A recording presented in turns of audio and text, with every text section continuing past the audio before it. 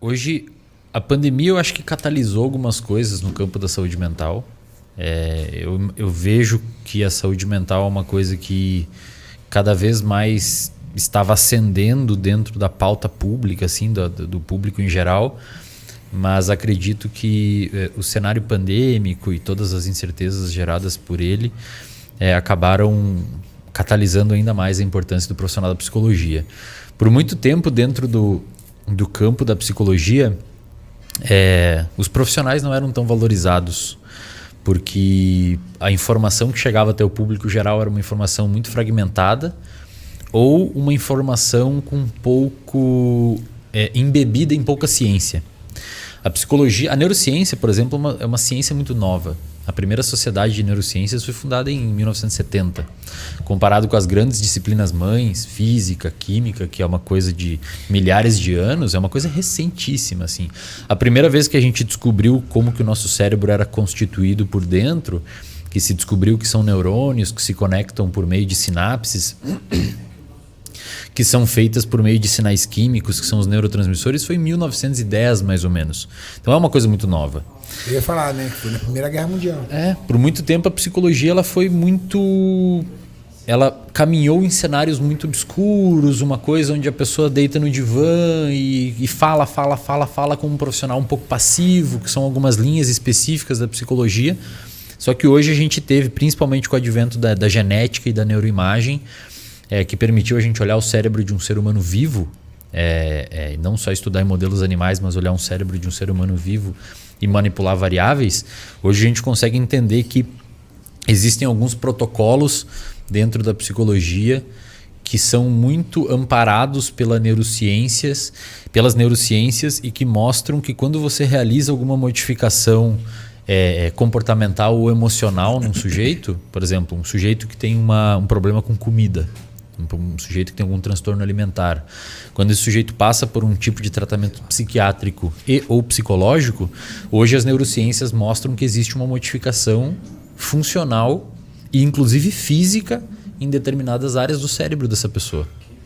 Então, cada vez mais as pessoas estão tendo curiosidade pelo que acontece no cérebro e cada vez mais o que a gente vê que acontece no cérebro tem sustentado algumas intervenções empíricas que a gente vê na clínica.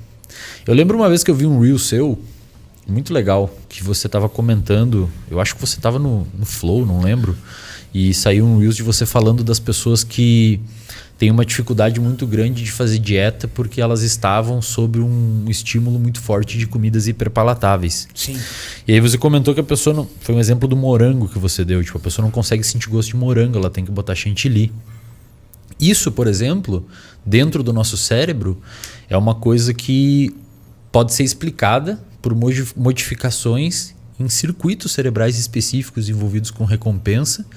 E hoje já tem estudos mostrando que quando você se submete muito a estímulos hiperagradáveis, como por exemplo comidas hiperpalatáveis ou estímulos envolvendo drogas, mesmo drogas ilícitas ou lícitas, você consegue alterar determinados circuitos no seu cérebro, principalmente um específico que vai dar não precisa saber esses nomes aí, galera, mas só para ouvir, um circuito que vai da área tegmentar ventral, que é mais ou menos no final do pescoço, ali no meio, até uma região chamada núcleo accumbente, que é a região do sistema de recompensa. Quando você estimula demais esses neurônios, eles vomitam lá na área no núcleo accumbente um neurotransmissor chamado de dopamina, você começa a criar um tipo de resistência à ação, como muito parecido com a insulina. E aí a pessoa, obviamente, se ela fica fazendo isso com muita frequência, ela não consegue... ela perde a capacidade de sentir reforço ou algum tipo de prazer com alimentos simples que não tem tanto açúcar, por exemplo. Então, quando o nutricionista faz uma modificação dietética... Cai em depressão. Pode... Assim, que eu falo o termo, entra em depressão porque ele fica triste, cara. Eu já vi pessoas obesas falar assim, a minha vida acabou. Você tirou tudo que era mais importante da minha vida, que era a comida. Você tirou a comida. Você é a única fonte de reforço. E você tá dando comida pro cara. Eu tive um projeto, o Maurício lembra, né, Maurício? Eu tinha um projeto que eu fiz de obesidade no meu canal. E assim... Tirou comida hiperpalatável e colocou comida saudável. Ele não conseguia comer, ele falava, é muita comida. Aí eu falei, tá bom, então vamos lá. 3 ovos pela manhã e uma porção de fruta é muita comida, é muita comida. Aí ele falou, você não tem conta de comer tudo. Falei, tá, e se eu transformar isso em pão com salame? Ele falou, como 4. Exato, porque ele jogou o cérebro dele num contexto onde é necessário um estímulo um pouco mais intenso. Esse é o mesmo mecanismo de tolerância de uma droga. Eu não estou dizendo que comida vicia, não é isso que eu estou dizendo. É um tema áspero e meio confuso, mas a galera tem que esquecer a parte do 8 ou 80. Existe um degradê. Eu não estou dizendo que comida vicia. Isso não existe.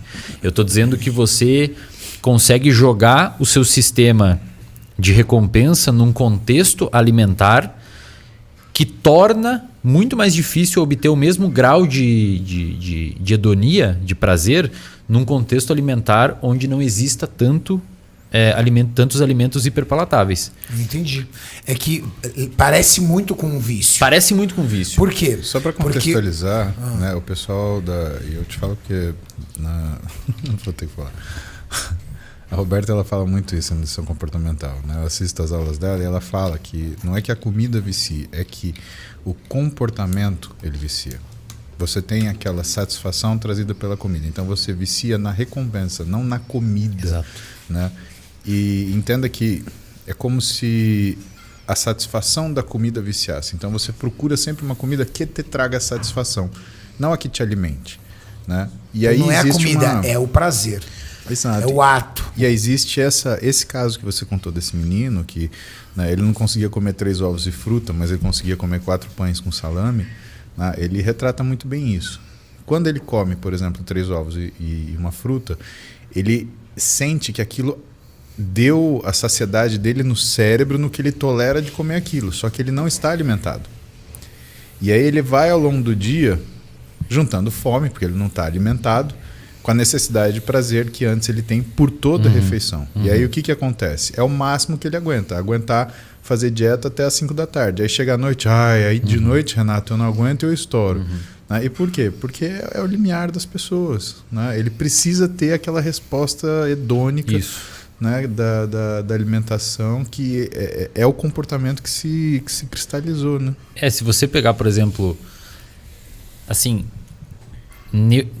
No cérebro, neurobiologicamente, dentro do seu cérebro, você tem uma regiãozinha chamada de estriado. Essa região ela é extraordinariamente importante para nutricionista e educador físico para entender essa região.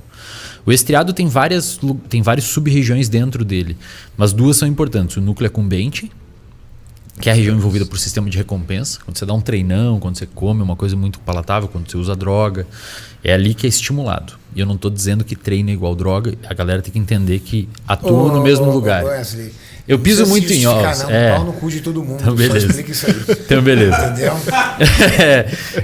Não, porque cada comentário, se você tiver que explicar, fica tranquilo. Então beleza. Quem não gosta de você vai continuar não então gostando. Tá ótimo. Então, foda-se todo mundo. Foda-se todo mundo. Vamos se fuder.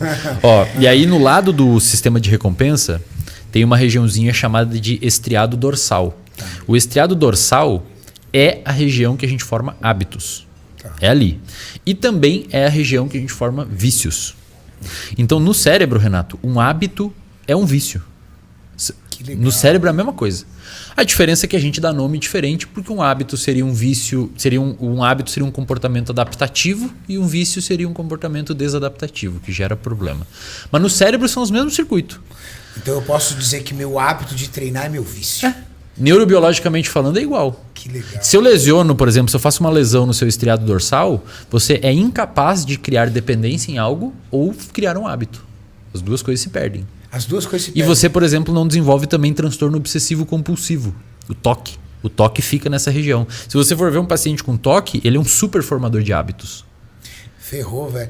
Ô Maurício, essa mania que eu tenho de ficar arrumando os potinhos, isso é um toque? Isso é um toque? Ou... Não, pode ser um traço de TOC. Pode ser um traço, mas não necessariamente um toque. É mó legal, você fica na frente dele, ele vai ajustando todas as canetas, deixando as canetas tudo viradinhas assim. Pode ver que eu já centralizei minha garrafa no porta. Eu percebi.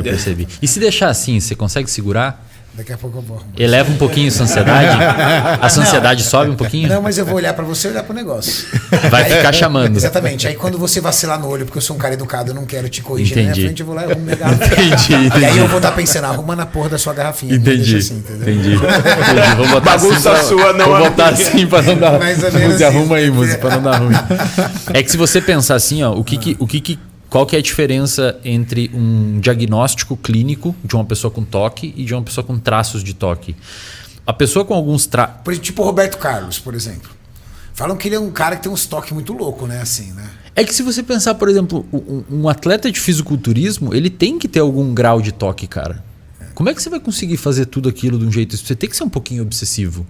Não no sentido ruim. Eu fui lá no Ironberg Floripa, o Correia contou como é que ele é em preparação, assim. O cara olhava 20 vezes se tinha 200 gramas de arroz no negocinho.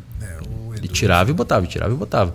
Então você tem que ter algum tipo de grau de preocupação em executar aquele comportamento de uma forma muito fechadinha e muito bonitinha. E isso, obviamente, faz sentido, porque a região que é envolvida por isso é a mesma região que envolve hábitos. E a mesma região que envolve vícios. Aí eu pergunto para vocês, se eu tiro o treino de vocês, vocês deprimem provavelmente.